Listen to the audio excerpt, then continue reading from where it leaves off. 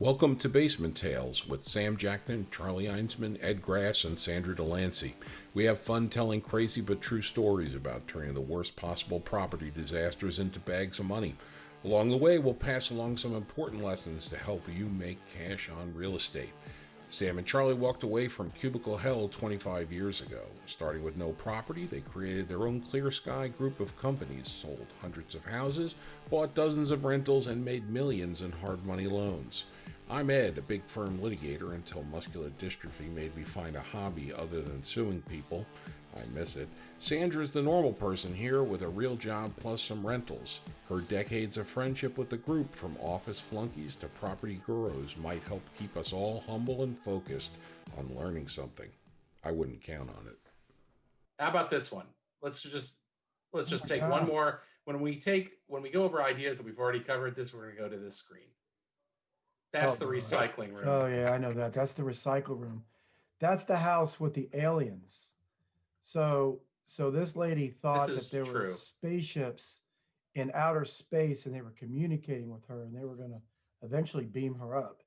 And so a couple of the rooms that she had were filled with Pepsi cans, uh, uh, Pepsi bottles all over. So two rooms, that wasn't the only room like that. So that room is from bottom to the ceiling of nothing but Pepsi cans, beer cans, soda bottles, anything that's recyclable. And the reason why she liked the tin cans because she thought the tin cans could do a better job of receiving the signals from outer space. The mother.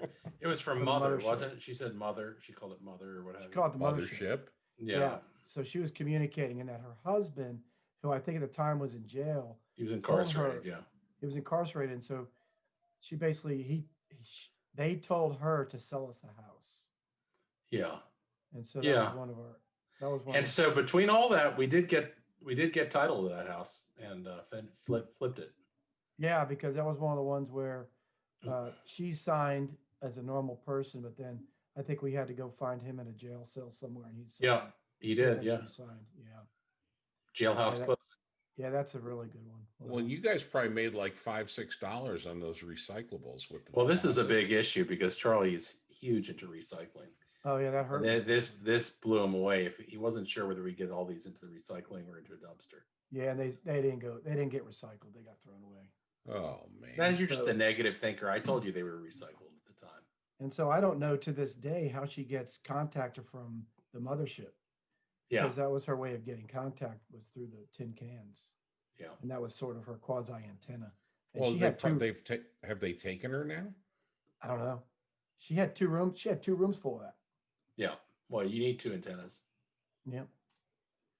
Wow. Yep. That's So Wow. that like a was a nickel. That's like a nickel a can down in Florida. You could be rich. I think in DC, isn't it 10 cents in DC? Oh, No. it's 10 cents for it now. I don't know. It's a lot. That's cash money right there. I bet Jad doesn't, get room full of recycle free with his houses. Yeah, are you kidding me? Dad's over there worrying about his permits. We just bought a new house and my significant other's freaked out that they don't have a recycling bin for this like bougie neighborhood that we just moved into. All right. So who's going to introduce Jad to our listeners? Is it going to be Sam or Charlie? Like who can not make him look Charlie. bad? Let's oh, I'd have love Charlie to do do it. that. All Come right. on, So Jad. You have to look at the camera. yeah, go Jad, ahead. You're not looking at your camera. That's right. So You're all looking right, up in the sky. We There got a you couple go. good There you stories. go. Wrong So place. on us on our podcast is Jad Saucer, and he's a lawyer. He's a lawyer by day, and he's a very good lawyer by day, as I know, because he's helped me out with a traffic item in the past. But also by night and by weekends, he is an investor extraordinaire. Just with us alone, Jad's purchased 10 properties using our financing. He's kept 7 as rentals, and he's flipping 3. And that's for other issues that he'll get into later. But he's bought 10, buy and held 7.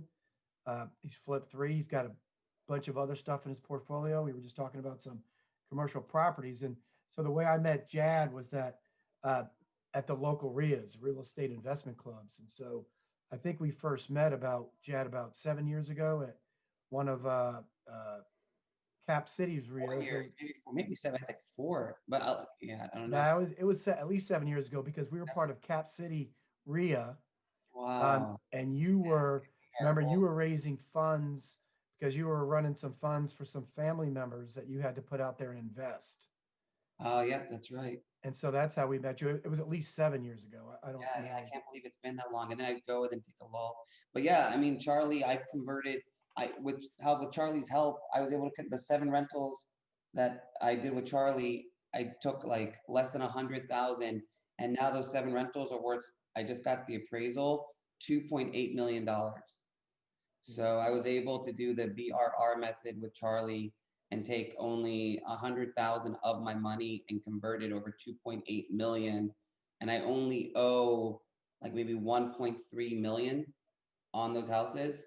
So with Charlie and Sam's help with Clear Sky, I was able to, I mean, amass 1.5 million in equity in less than 3 years.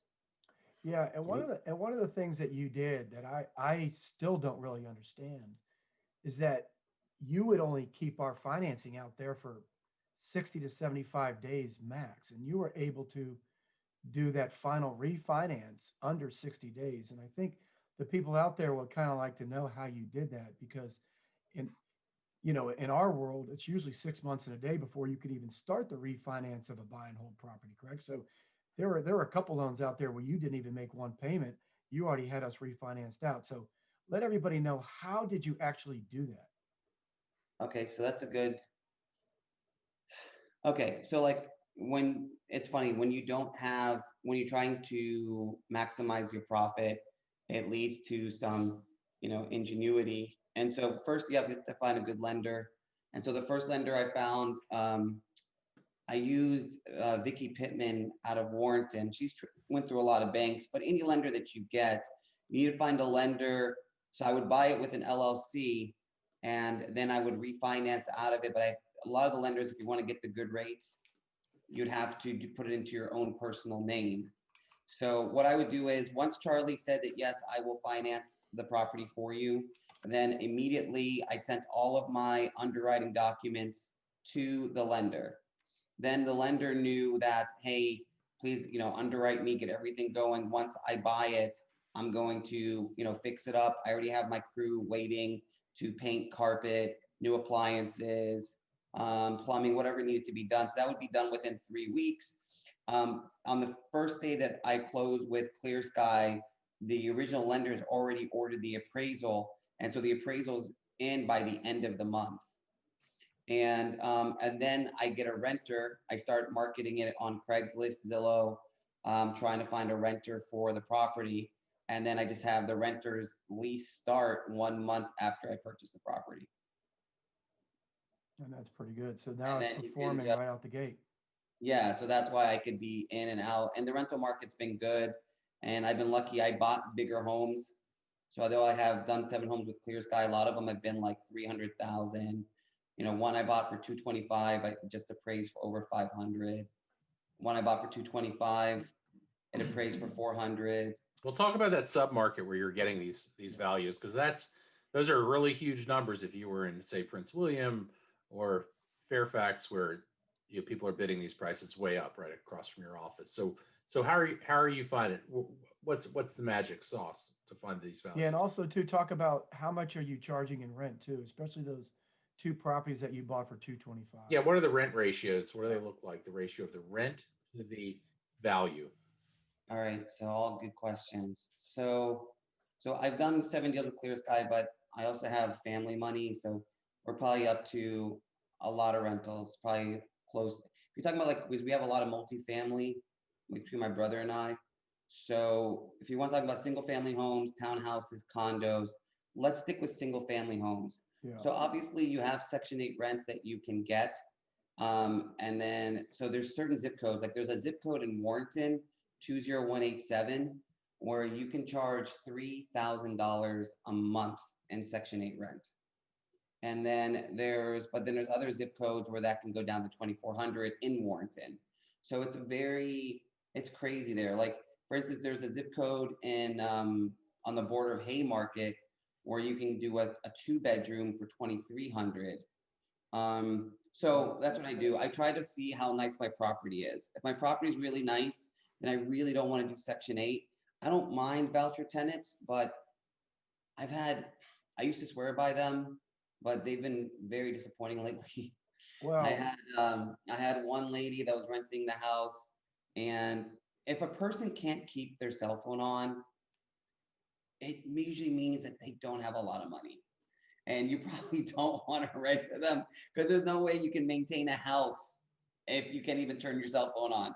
Just the electricity and the utilities, and you know what, even though the voucher office will take care of a lot of that. This one lady, on so I don't want to get to, you can do horror stories all night, but this one lady, And that's what she, we're all about is horror stories. yeah, it was just In that fact, we should this call one Charlie lady, Mr. Horror this one lady Stories. was a new house. Charlie had actually financed it. I bought it for 200 and I refinanced out of it at 365. And I was like, okay, I'm just gonna put the lady in. She's paying me $2,000. That's a 1% rule for the investors. Super happy. The lady leaves the house without telling anybody because I guess she lost custody of her kids, and she didn't tell anybody. We called, blah, blah, blah. Stop paying the electricity. So there's a sump pump on the house. Without electricity, there's no water getting pumped out. And you guys know where I'm going with this. So, and it was like a major rainstorm about a month ago. So there's $20,000 worth of damages. Oof. 20,000 worth of damages in water. So that's a Section 8 tenant. Then I have another Section 8 or voucher lady. Again, her funds are depleted. She doesn't want to turn on the heating or the air conditioning downstairs. Now there's mold growing in the basement. It's a $400,000 house. So, yeah. I mean, voucher tenants are some, but there's other voucher tenants that I have that, you know, are amazing. So now what I try to do is, okay, so let me rewind. If you want to take a look, let me give you the address. There's a house. You don't have to. You don't have to. We Oh, don't need the address. Just give us the city. That's fine. There's a house right in the Plains, the one I bought for 225. I'm renting it out for 2,500. 5 bedroom, 3 bathrooms. So I'm doing better than the 1% rule on that. Well, yeah, and let's just take a step back, and I'll explain that what Jad's talking about to everybody is that the 1% rule is exactly what it is. It's exactly the same thing. It was called the 100 times rent rule. And so what that means is that if you take the rental amount, and in his case 2,500, you times it by 100, you could get the number $250,000. So what Jad's trying to do is he's trying to not only buy into value, but buy something $250,000 or less. So as long as he meets that criteria and also includes a little bit of renovation funds, as long as he can go 100 times rents or the 1% rule, that's kind of how you look to buy rental properties, right? Correct. Yeah. I mean, rental properties are no fun if you're losing money on them. Even though you have some good equity, people are like, oh, I'm going to wait for the equity to rise. No one, until you actually buy a house and you get your property taxes and you get just the coverage and you know, you have like, let's say, you know, 100,000 in your account and money has to leave your account. That is no fun. Even if the house, in my opinion, even if the house is appreciating and you're trying to do a long-term buy and hold, no one wants to lose money. In my opinion, I mean, that's obvious, but some people be like, oh, I'm going to lose money a little bit, but look, it's going to appreciate. That's right. But just think of it this way, right? So if the property taxes are increasing, what does that actually mean, right? It means the property value is increasing.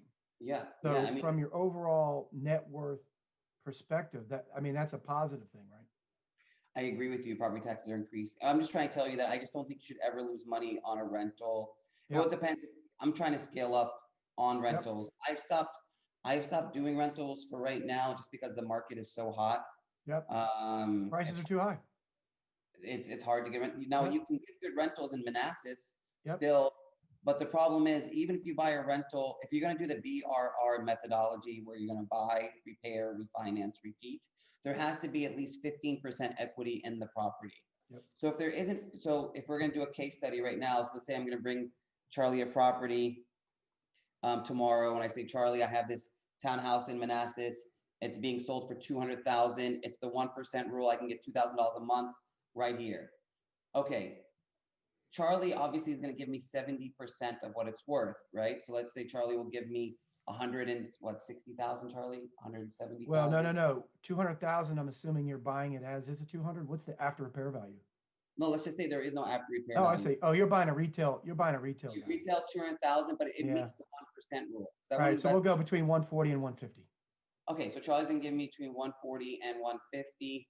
I'll have to come up with the other 50,000, right? So now I have this property for 200,000. The rent is $2,000 a month, so we meet the 2%, the 1% rule. But how do I pay off Charlie and how do I get all of my money back? It's going to be impossible with that scenario because there has to be at least 15% equity. Let's even rewind even further. Right. 75% if you want to do cash out. So let's keep the numbers even, like at 100,000. So if Right. you're buying a condo at 100,000, if the condo's worth 100,000, you have to, if it's 85, sorry, if the condo's worth 100,000 and you have 85,000 into it, then you can refinance the 85,000. You can pay off Clear Sky and replace it with a bank mortgage. If you want to pull out all of your money, then it has to have at least 25% equity in the property. So Right. So what you're saying though is you can do, but wait a minute. If you just do a rate and term refi, what's the maximum LTV that they'll give you? 80%, right? 85%. Oh, they'll give you 85. Wow, you must, yeah, but that must be predicated against your credit score. You must have a really high credit score. Yeah, 800. Because that's pretty good. Again, I mean, that's, if you could get 85% LTV, you're doing really, really well. Are Because they giving that to your LLC? No, so good, really good question, Sam. So you can do either. I usually do with what I would suggest to the investors out there is use your personal name. If you're married, buy it as joint tenants by the entirety. That way you're judgment proof. And God forbid, if someone sues you, they can't touch your assets. And then once you get to 7 or 8 or 9 properties, then you can refinance it into a commercial loan and you can get even better rates. So what I first did with Clear Sky is I had all 7 of those homes under my wife's and I's personal name. And then, but the rates were like 5%, 5.25. This was a couple of years ago, the rates were high. Then I refinanced with United Bank in Winchester, a guy named Peter Warren, and he did a blanket commercial loan. He amortized it over 25 years at 4%. And that's how I was able to figure out what the appraisal now was that, but wait a minute, was that in the LLC? That was in the LLC at that point, right? Right. So I Okay, refinanced. but now, okay, but let's take a step back, right? Don't you ever run into issues getting a loan where you might have too many mortgages in your name? Yeah, okay, yeah, so it depends, like, so obviously Fannie Freddie, you can do up to 10, then Right, once you go up 10. to 10, then you gotta refinance out. That's right. But Charlie also is mentioning a really good point. For the BRR investors, the thing that you're gonna run up against is the debt to service ratio.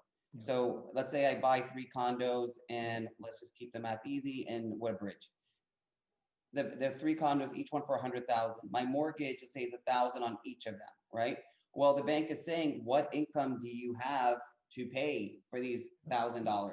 Now, pro tip, if you can get the lease signed right when you buy the condo, you pre-market it on Craigslist or Zillow or any of the other apartments.com. You get a tenant in place, sign a 12-month lease. You get your first month, last month, or just even the lease is fine with the first month deposit. The bank will take 75% of that towards your Debt coverage ratio. Right. So if the rent's 1,000, they're going to apply 750 of that towards your expenses. Correct. So that means that I would only have to show the remaining income of $250. Another pro tip. So that means if you're going to do owner financing and you don't want it to count against your debt to service ratio for whatever reason, after 2 years of rental history, the bank will take the entire rental amount and doesn't look at your own debt to service ratio of your own income to support those payments. That varies. You got to find a good bank for that, because Well, they get back into the game of debt coverage ratio. yeah, but the genius. Charlie and I are up against that a lot. Oh yeah, we're up against that all the time. But the genius part of what he's saying is that he's bringing down these refis in his personal name, and that once he gets them up to, I don't know, let's say 8 or 9, he's then refinancing it out with, I'm assuming, a community bank, right, Jeff? Yeah, United Bank. Right, a community bank in his LLC name. Then his personal name gets wiped off the table. Correct. So then when he goes to buy the next property in his own name, he can basically start all over again. And I'm assuming, because at that point, the bank only cares about that asset in your credit report. And if your credit report's strong enough, then they'll just give you the loan. Correct. Yeah. So I was trying to qualify for a house. Now I just bought it. It's about 1.35 million in Oakton. Mm-hmm. And obviously, with those houses on my credit, I Right. wasn't gonna be able to do it. That's So I right. had to hurry That's up and right. get them off my credit report. Which that brings, I mean, that brings me to a wonderful story that I need to share with everybody. And that exactly was what happened to me. And at this time it was M&T Bank. And so I was there when they were Southern Financial. So I had been a customer of M&T Bank for 20 years. And so it was Southern Financial, and then they got bought out by somebody else, and M&T finally bought them out. What happened was I'd been going in there, I don't know, 5, 7 years to this one branch, and I was depositing pretty good sized checks. I mean, I'm at that point, it was our REO commission checks, it was some fix and flip checks, it was checks that Sam was sending me. I mean, I was depositing probably $20,000, $30,000 at least a month with this bank for a good 5, 6 straight years. Wow. Well, the assistant manager kept trying to get me to be a customer as from a loan perspective. And so he kept trying to sell me a personal line, a HELOC, and this and that. So he kept pushing me for 3 years. So I finally said to him, I said, yeah, okay, I will do it. I could use a home equity line of credit against my house. My house is worth, I don't know, I'm making up some numbers, but my house is worth, and these numbers really aren't that made up, but my house is worth $750,000. I owe 350. I just want a $200,000 home equity line of credit. I said, I doubt you're going to approve me. I said, but since you are so nice to me and I like you, I want you to get credit for doing a loan, and I want you to get paid on it. So I fill out the application. I sit in his office for 30 minutes, sitting there knowing I'm not going to get this HELOC, even though the numbers made sense. And I had a shit ton of money in the bank with this institution. I had a few $100,000. He comes to me. So I go in the bank 3 days later. He's got this mopey look on his face, right? And so he's always greeting me as I walk in the bank. And so he's got this mopey look on his face. And so I just looked at him, and I do what I always do to people. I just looked at him, smiled, said hi to him like I always do. And he goes to me, he goes, Mr. Einsmann, I've got bad news for you. I said, there can't be bad news for me. I said, I woke up today. So there's no such thing as bad news. Right? And so he goes, Mr. Einsmann, you got turned down for the HELOC. He goes, I don't really understand why. I said, because your house was worth 750, you only owe 350, you only want 200,000. I said, everything met at the time, and they were lending out at 90% of the value of the house minus the first trust. So I was well within range, right? Wow. I had a lot of money with this bank. He goes, you know what your problem is, Mr. Einsmann? I already knew what the problem was. He goes, you have too many mortgages on your credit. He goes, I cannot give you a loan. So, Yeah, that's the same problem. That was the same problem. I had a good deal on this house. This house in Oakland, I bought it 250,000 below appraised value. And it's like it wasn't even marketed. Obviously a true real estate investor, right? Like it wasn't even on the market. And but with all those mortgages, it's hard to qualify for bigger stuff. And speaking of that, so since I put down 500,000 in cash as a down payment for this house, and so I'm getting a HELOC as we speak for 250,000. yeah. So to the fellow investors out there, with that 250,000 HELOC and Clear Skies help, I'll be able to buy, let's say the average house we're buying is about 300,000. Right. And let's say I put up the money for the rehab, you put up money for the house sometimes. Right. So I can probably do three houses. Let's say each house averages 50,000 in profit. So with Clear Skies help in my HELOC, I'll be able to create 150,000 every 6 months just off of that, $300,000 a year, which is more than what people make in a couple of years, Charlie. And salary. So that goes back to a question I had as I was listening along. Was one thing I thought was fascinating that you look at the Section 8 rental values that are authorized, which is sort of helping you value the rental properties. So if you find a particular, yes, that's the first thing yeah. So like if you find a particularly good jurisdiction based on the Section 8 rental value, that tells you that drives the 1% rule and might give you a lot more headroom to buy a property, which is probably going to be worth more anyway. But then, but how are you finding these properties, right? Do you start by looking in the zip code that has a good rental, or yeah, I work backwards. I look to see which zip code is, since I'm buying and holding, I'll be okay if it's on a busy street. You know, it Right, depends, right? right, If, or I'll be okay if the neighbors aren't the most kept people. And so the one thing, like for the people that are starting out, or the people that are, like, look for days on market.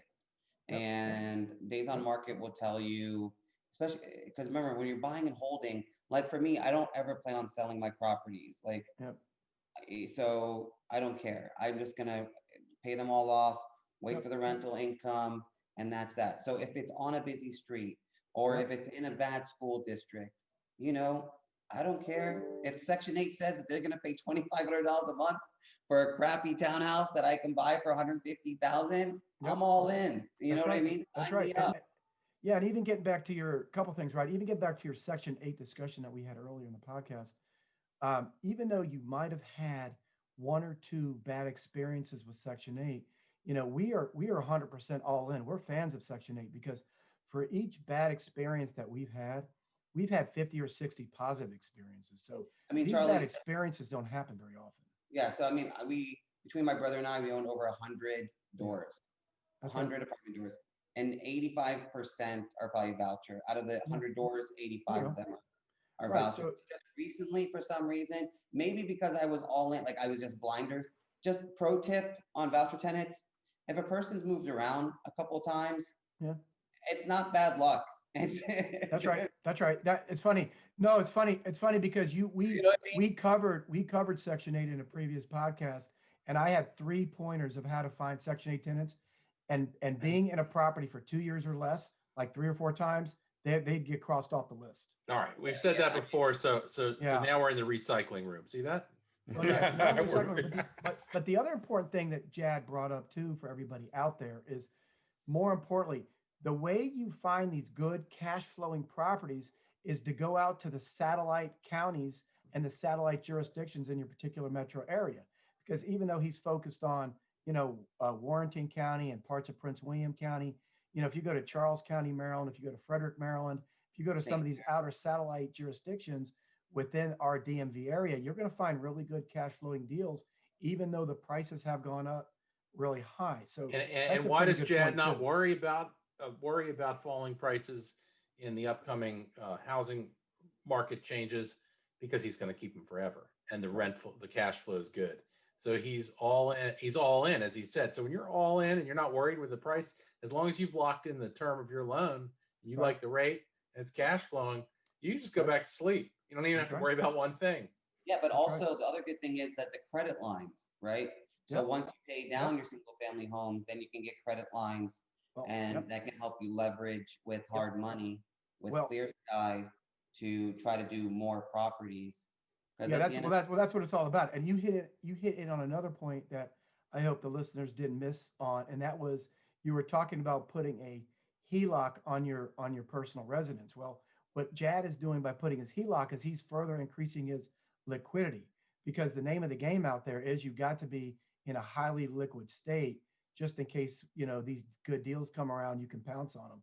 And so by putting a HELOC, by getting credit lines on top of his rentals, that's a very powerful mechanism, because you've got to be focused on your liquidity. And he sort of touched on that earlier in the conversation. And that's another But and also powerful the good thing mechanism. is about liquidity is that, and let's say you're going to do a deal. If, for instance, I'm doing a deal right now with Charlie where he thinks the deal is too tight. It's a horse farm. It's 5 acres. It's whatever. So Charlie is like, okay, I think Jad, your appraisal is a little bit cuckoo, and I'm only going to give you X amount. By me having some sufficient liquidity, I can still do that deal and use some of my own money to get it done. And then once I sell it for the appraised value that I think I'm going to get, Charlie will say, Jad, I am so sorry. for And he everything." will. And he will. Matter of fact, You know what I mean? hey, look, I'll fry up that egg that's on my face. Yeah, you know what I I'll mean? take that egg right off my face and fry it up. Matter of fact, that's funny you say that. That just happened to me last month. There was a property in Belmont up in Leesburg, and one of our guys, he's probably done 7 or 8 deals with us. His name was Brian. They had this property up there, and I had this thing. He thought he was going to get 450 for it. I thought his best day in May it was going to be 390, 395. Sure enough, these guys sold it for 435, 440. Yeah, but Charlie, a lot of that is Corona. I mean, Corona, the prices have jumped up 20%. Yeah, I mean, it was 9 months ago when I evaluated it. So thank you for Yeah, trying to help me out. But I mean, the value, I mean, when did you think in your lifetime that you'd be able to get rates for 2.5%? I'll give you a perfect example. I have an investor client who wanted me to list a house for him in Woodbridge, Featherstone Gate, right? I know where it So is. my Yep. client, though, is super duper rich, so he's not really the most motivated person. He thinks all of his property is worth more than everything else. There's houses in that subdivision, although it's a brand new townhouse. But is his house on the water or no? No, it's right off of one, and Okay. it's a new division, Featherstone Gate Road. Two-car garage? I believe so. Yeah, I know where it is. Yep. But it's a new townhouse, but it's a terrible school district. I mean, disgusting. All right. So anyway, so some of them are going for like 300,000, 310, 320. Okay. So we list it at 350 because my client thinks that his townhouse is the best townhouse, right? No, it's got gold. No, there's gold in there. I don't know what you're talking about, Jad. You have no idea what you're talking about. There's gold in that. There's house. gold in Just there. Don't find it. I was like, the comps are like 300, 320, whatever, I paid for the pictures. I put my sign up and we'll go from there. Anyways, long story short, we got 350 for it, Now, I can't get into the specifics, but we weren't able to do it because of some liens that he wasn't aware of. But here's the point. The appraisal. No, it appraised, but there was a lien on the townhouse from a business deal. I can't get into like private stuff, but here's my point. It did appraise. I don't know how it appraised, but it appraised. But here's my point though. The reason why the market is so hot is because this guy was doing FHA financing, right? Who did it? He put zero money down, Charlie. Not only that, the list price was 350. He offered us 360. And he's like, just give me $10,000 back so I can Jeez. for the closing costs, right? Yeah, that's what's going on in the market. That's what was So my going on point 3 months is ago. that like when I go to look at a house, like the two houses, Charlie, we're gonna be doing in Culpeper, I'm like 230 we'll get for each one. And he was like 230. I'm like, I have three, letters F, H, and A. I mean, Yeah. you just have these, they're pre-qualified. They're getting 100% financing. They'll give them the money towards the closing costs. Yeah, but you got 4 other letters too that you're not realizing. It's called USDA. Yeah. USDA, yes. Uh-huh. You can do that for agriculture. But I mean, here's another pro tip for the people on the call. When you go to do you have a flip, you got to hold on to it for at least 90 days for your house to qualify if you want to sell to an FHA buyer. Yep. So try to get conventional. I don't know what the qualifier is. I think USDA is the same thing, Charlie. I flipped the house in Warrenton and the guy had a USDA loan and we had to wait 90 days. And VA has no seasoning. Okay, I didn't. Yeah, VA has no title seasoning. Okay, so I'm hearing a couple things here. As you guys know, I have my story about my my house over in Southeast that I'm trying to rent out right now. We talked about Section 8 last week, and some issues that I might have with that. So the person now is in a program that only pays rent for 1 year. So of course I'm not. Oh hell no! No, I'm not going to go with that. That scared me. It scared me. She didn't know anything about the program. She was like, I don't know anything about the program, but tell them that you might call. So of course I did my due diligence. I called the person on this letter that said she was pre-qualified after I read all the fine print that says 1 year program. Didn't say what happens after a year. So called the woman and she was like, oh no, she's only, qualified for 1 year. After that, she has to pay her own, rent. I'm like, how's that supposed to work? She has no job. So I was like, okay, that's not going to happen. But it sounds like what Jad is saying is that we need to, in the DMV area, consider areas outside of, DC, because you kind of, priced out of the market. If I can get a house in Southeast, I'd be happy. Well, no, you're not going to pay $220 for it, Jad. That's the problem. Well, let's look it up right now. So the website for looking up Section 8 is small area fair market rents. Yeah, and okay, DC Housing Authority. That's the other place. So exactly what you're talking about. My 1-bedroom condo in Columbia Heights can get twice as much, rent from Section 8 than this 3-bedroom, 2-bath place over in Southeast. So what you're saying, Jad, is definitely something that I wish I had known before, I bought this place, because I would have looked across the street. Sandra, what's your zip code? Mine? For the Southeast property. Oh, 20018. 18, I think. 20018. Yeah. All right, 20018. 19 or 18. Mm-hmm. Okay, 19. Okay, what was it? A 1-bedroom? No, 3 bedrooms, 2 baths. Oh, all right. we're looking good. All right. Oh, then you need to look at 1.9 then. If it's 1.8, oh man, that's a crappy zip code. Yeah. Oh, great Yes. day. Oh no. Is that a great. technical term? Uh-oh, Ed. All right, so 1530 for a 3-bedroom. Oh my No, God. no, it's not Rock that and one. Manassas. And then so No, 15 that's not right. It's not much higher. It's not much higher. But I'm It's got to telling be you, like, 2,500. no, absolutely not. it's Absolutely not. 1530 on 20018, and then 20019 is 1530. No, I'm throwing And it. then on the 2-bedroom, it's 1,180. On a 1-bedroom, it's 1,040. After you're done with property taxes, you might as well just kill yourself, Sandra. 20019. Oh, hey, now Thank you, Sam and Charlie. No, let's just put Sam on that one. Thank you, Sam. Okay, I don't think we're reading all these numbers right. That's 20019.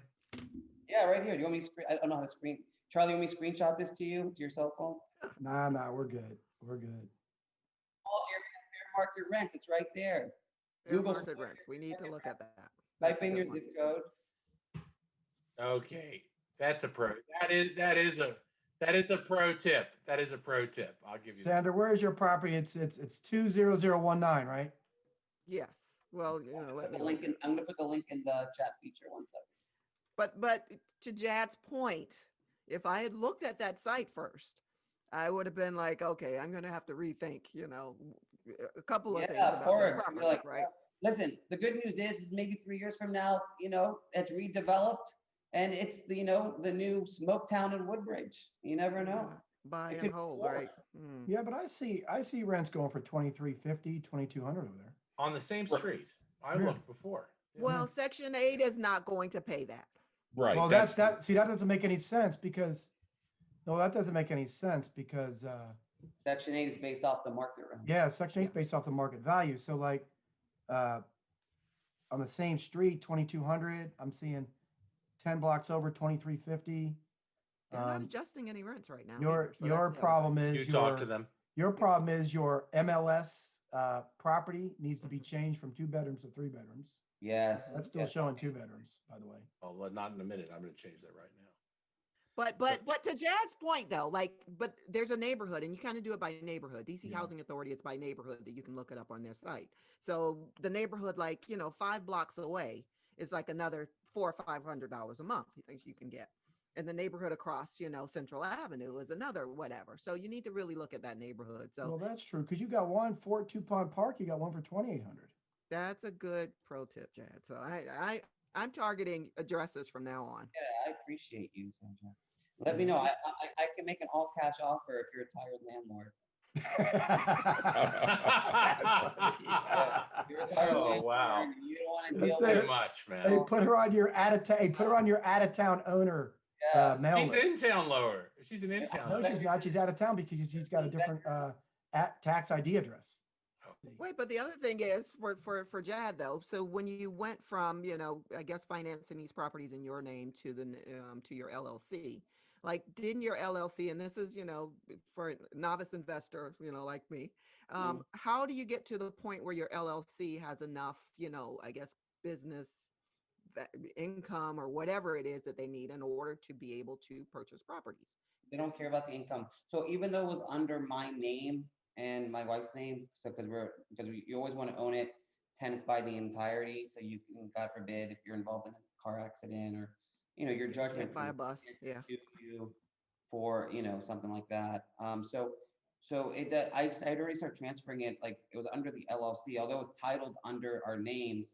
The LLC is the one that owned them. So the bank really doesn't care about well, they do care about the cash flow, right? But it's just really about the appraisal.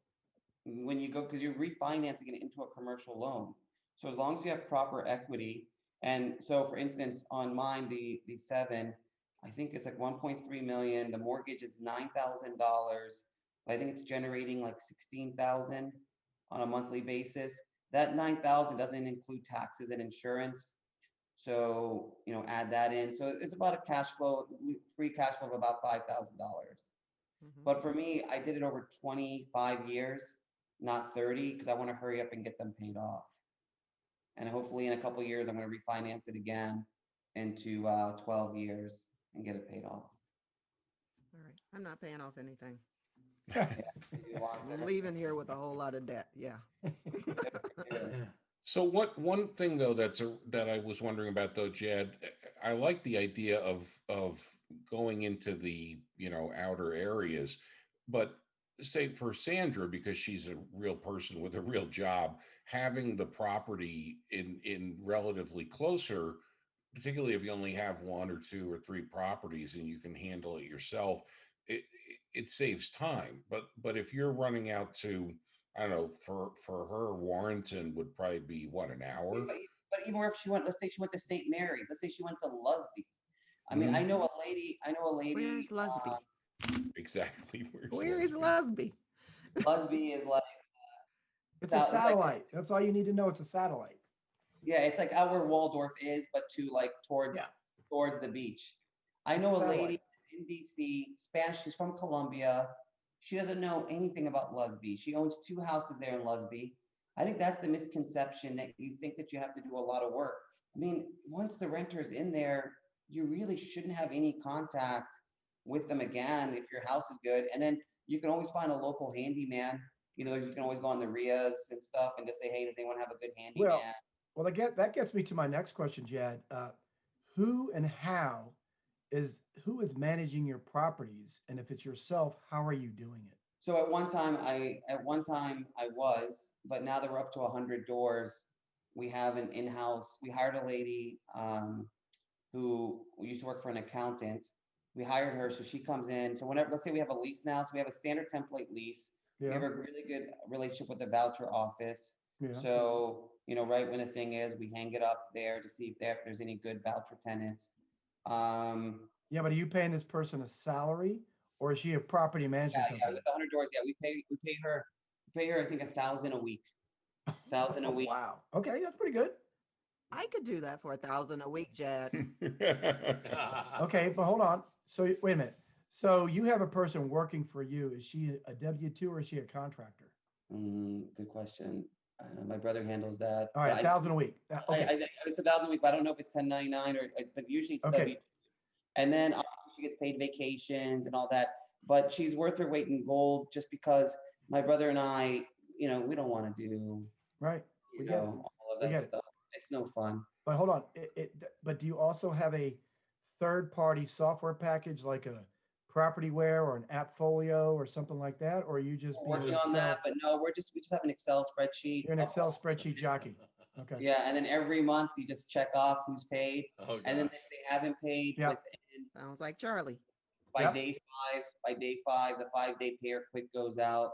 And we have a lawyer in Warrenton, Mr. Downey. He does all of our he's very inexpensive. So you're slapping that Excel horse. You're just whipping it to death. How are you handling how the checks come in? Do you Yeah, it's just like my the next checks question. come into Remember, like 85% of our stuff is Section 8. So it okay, all, so just an ACH, yeah. yeah, all of it comes in on a So, monthly but basis. and then you just take 15 checks and you take them. She Yeah, takes if them they to have the bank. 15 checks, and then it went to 15, but a lot of them come like, I have this one tenant that keeps texting me that he pays his rent 3 days early. Yeah. Like, Yeah. you know what I mean? Hey, Jazz, Yeah. want to let you know that I paid, early. Oh yeah. That's nice. I've got this one. Oh, this is great.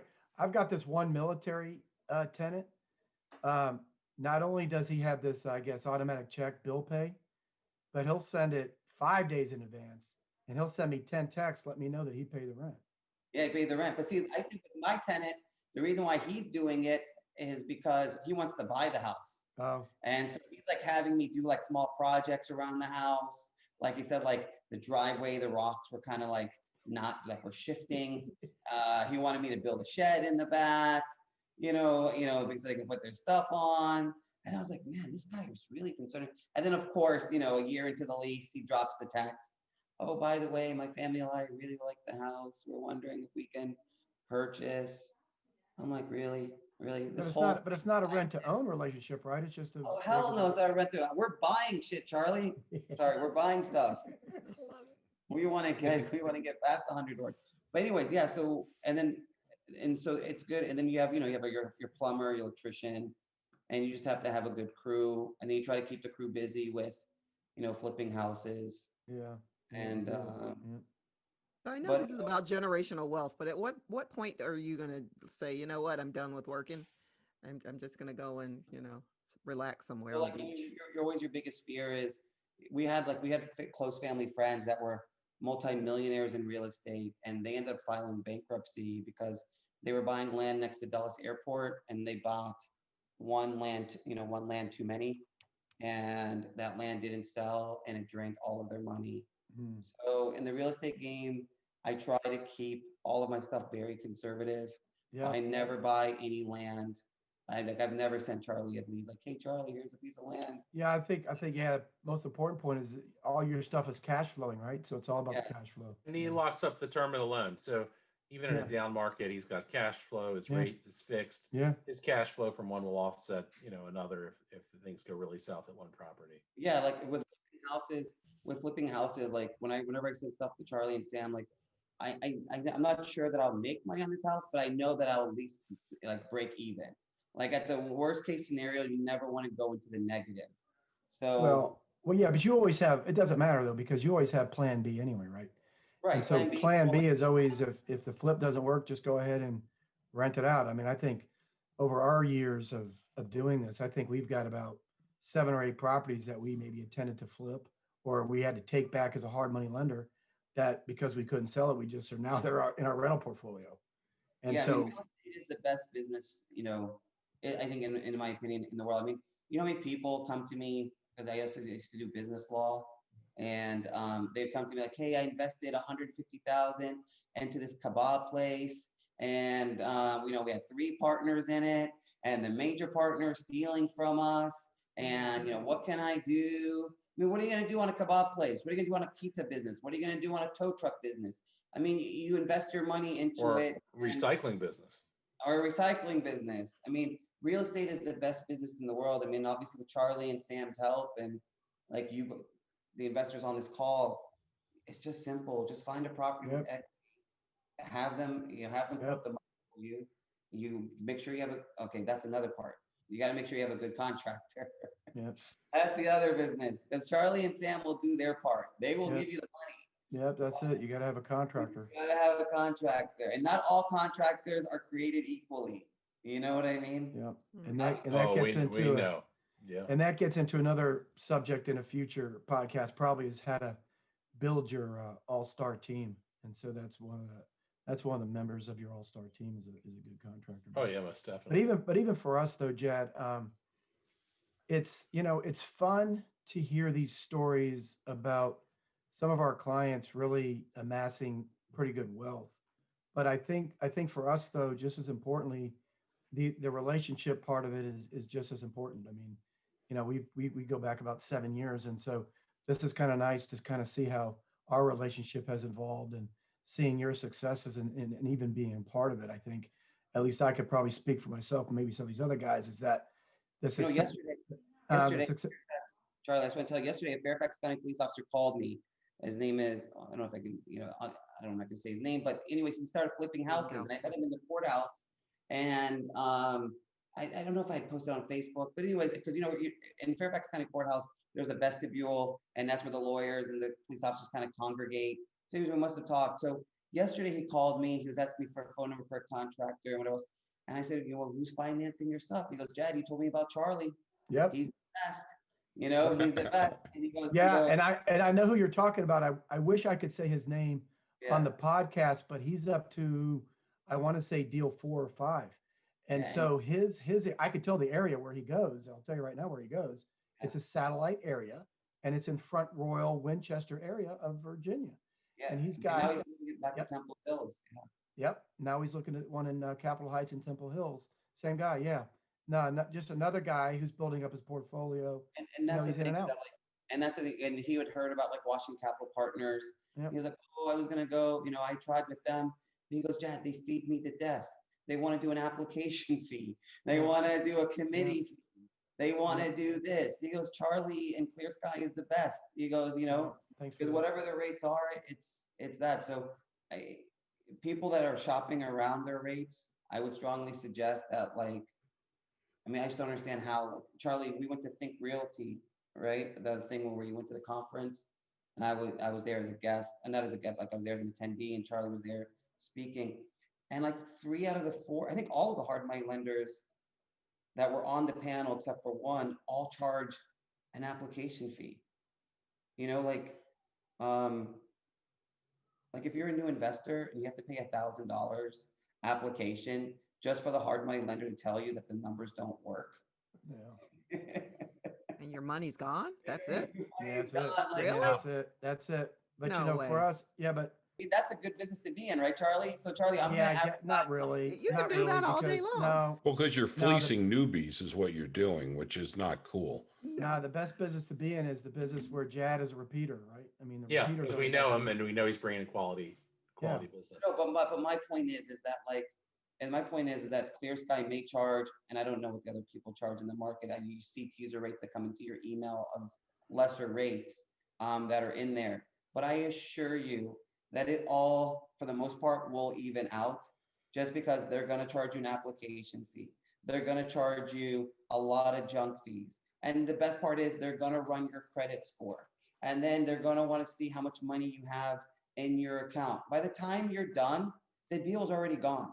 Like by the time it goes to committee, by the time it's all done, you will have lost it. So that's my biggest thing about Clear Sky is, again, I don't know how much the other rates are because I've never, but I do get the emails from, from the meetups and stuff.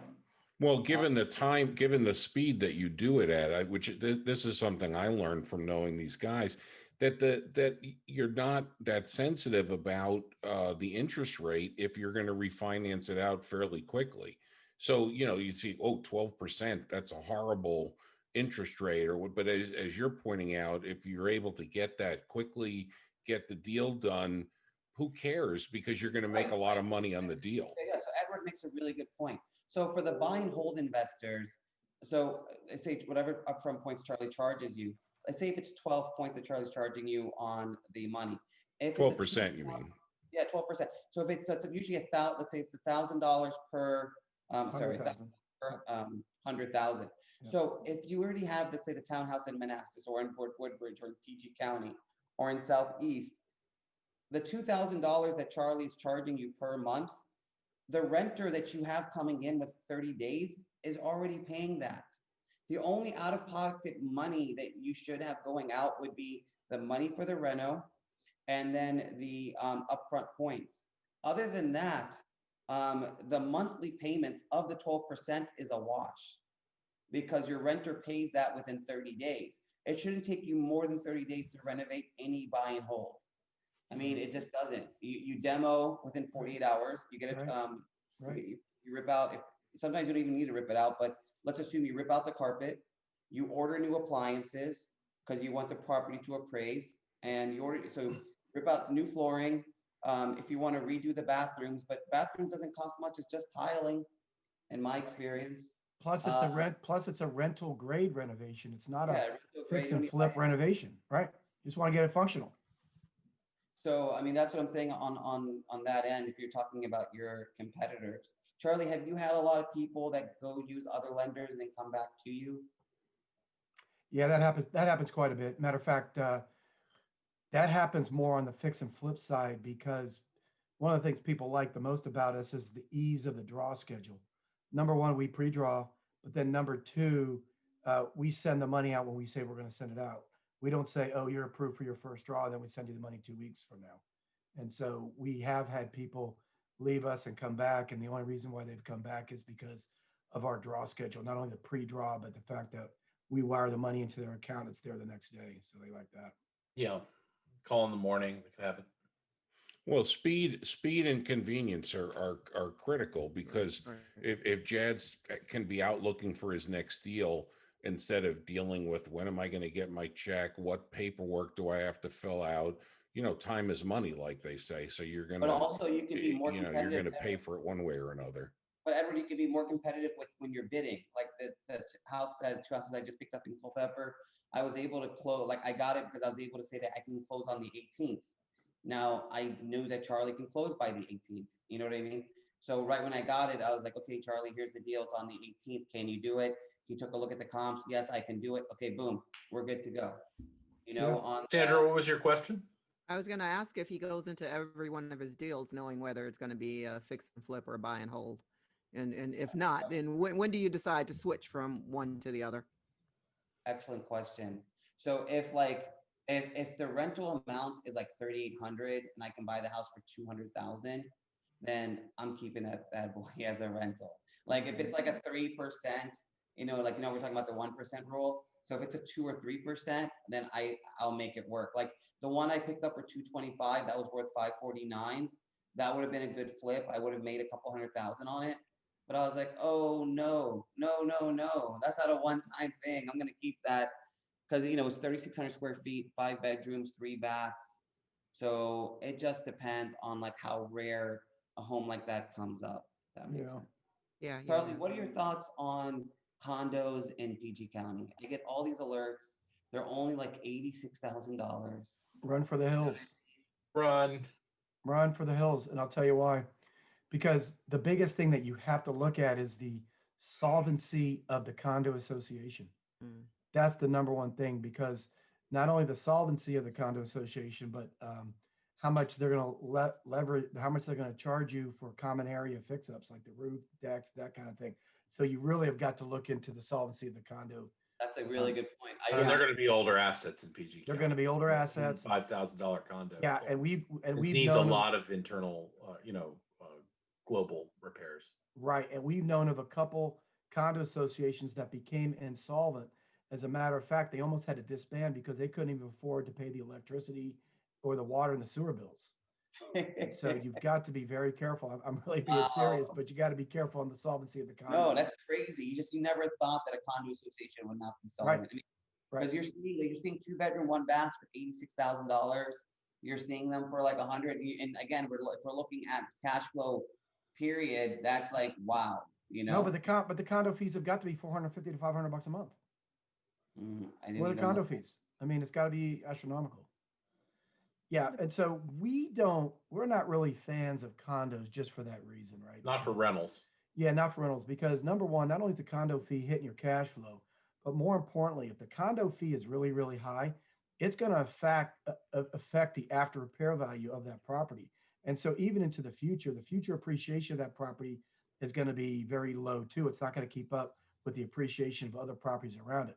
So for us, we've always focused on not the entry level townhouses or single family houses, but the next echelon up, not the entry level properties, but the next property types. And so that's always been successful for us. And so we've always stayed away from condos as far as keeping them as long-term rentals. That's kind of our philosophy. But Although I do have one that's been doing very well. Yeah, but But that I one, have a couple. I have a couple of that condos one you that- got, the condo co-op thing No. was that a co-op? But it was so No, it's not a inexpensive. co-op. It's It was not a so co-op, but it was very inexpensive. inexpensive. You kind of had to buy it. It was like $40,000, Dad, for a 1 bedroom, and it's been renting, Every day. every day for a good price. But to your point, though, the condo fees go up every year as well. What are the because condo fees over there? Probably $580. And But what's they have they have tennis courts and pools, and you have to look at the amenities too. But At but this what's the point, I rent? don't What's want the anything rent? else. What's the I mean, rent? we should probably go up like $1,200 a month. okay. But I mean, that's hard to go wrong, right? I mean, the house is paid for itself Yeah. already in cash, Mhm. and then it's got free cash flow of $600. But I'd never get another place like this, with Yeah. When is it? How much? What's that thing worth these days? At 50. not much, maybe Same thing? 110. No, maybe Oh, it 110. doubled. You got double. Yeah, maybe Well, the 110. double's good, but again, that the 580 is going to hurt the future appreciation of it. I mean, it's just how Yeah. it is. But still, that's still a great That's a property. great cash flow. It's a great That's It's property. a great Yeah. cash flow for now. But those ones in PG aren't going to look like that. Yeah. Yeah. This isn't PG.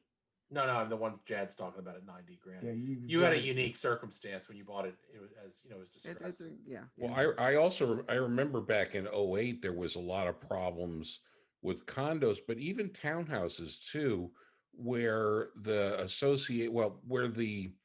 were starting to be so many delinquent and Mhm. foreclosed properties that I forget what it triggered, but some federal thing. If you go over a certain percentage of the Yeah. owners that are having a Owners. problem, you can't get a loan. You can't get the And- FHA loan. Can't get an FHA loan, which actually can be an opportunity. If you have cash, you can go in and get buy it at a really low price because nobody can sell their their townhouse anymore.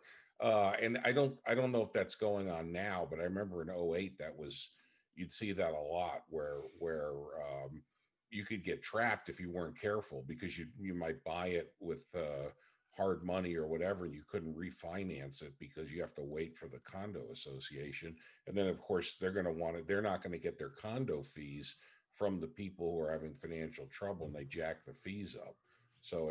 But this reminds me, one of the things I learned from Sam is I remember going to school as college, law school, whatever, and you'd always hear about business deals, a little bit like Jad was alluding to, where, okay, I'm going to put $100,000 into a deal and I'm going to expect a couple more capital calls because that deal's not going to make money right away.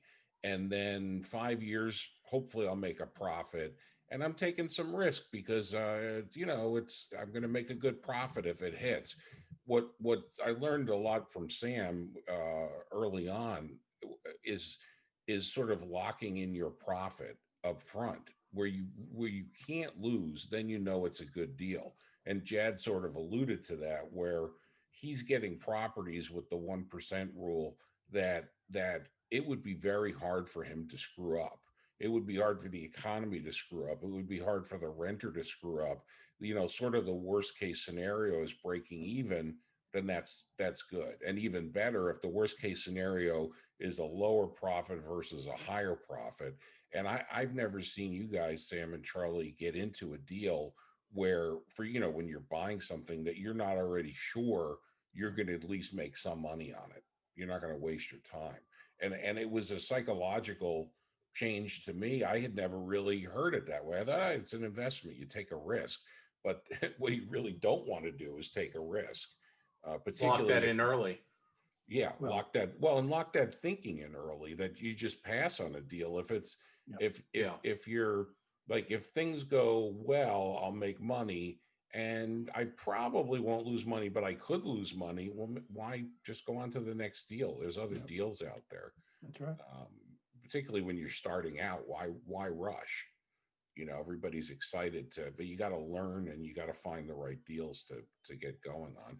Then you get to Jad's point. You can see him sitting there like a bag of money on the side of the road because you understand the process, and then you can move Also along hedging, quickly. Edward. I think also like just hedging. I always like, what's my exit strategy? Okay, this house doesn't sell. Yeah. All right, what can we make on it? Well, we have to slash the prices. So I always try to have a backup plan to the backup plan to the backup plan. Oh, okay, I have a contractor who can't get permits. Oh, okay, well, let them start to work. But if someone says something, what's my backup plan? Who's going to pull the permits for me? So like Yeah. always just try to think a couple moves ahead and just try to have a contingency plan. Try to plan things out before you buy it. Well, thanks, Yeah. Jad. We really do appreciate you joining us and sharing with us your successes. And If my hard money lender tells me that they want me to be on a podcast, do I have a choice? Did you threaten him, Charlie? Wait a No, second. Sam is on Sam. No, well, but that was the Sam. first time I called Jad directly, so he's like, "What could Sam What be the calling?" hell? Yeah, Who is Sam? He's like, who is Sam? it was Sam. I normally talk to Charlie. I never see him. So before I leave though, so anyone that does eventually listen to this podcast, Clear Sky again, just amazing service. They'll get the deals done. You guys can find me on Facebook. My name is right there. Just add me and if you have any questions. But we have done 10 deals now, and hopefully in the next 2 weeks we'll do another 5 more. All right. Hopefully these people, I can start winning some bidding wars here. Try. You're gonna keep us in business. I'm gonna try to. All right, Charlie. All right, so take care, Edward. All right, thanks. Nice to meet you, Jad. Thanks. Yeah. Thanks a lot.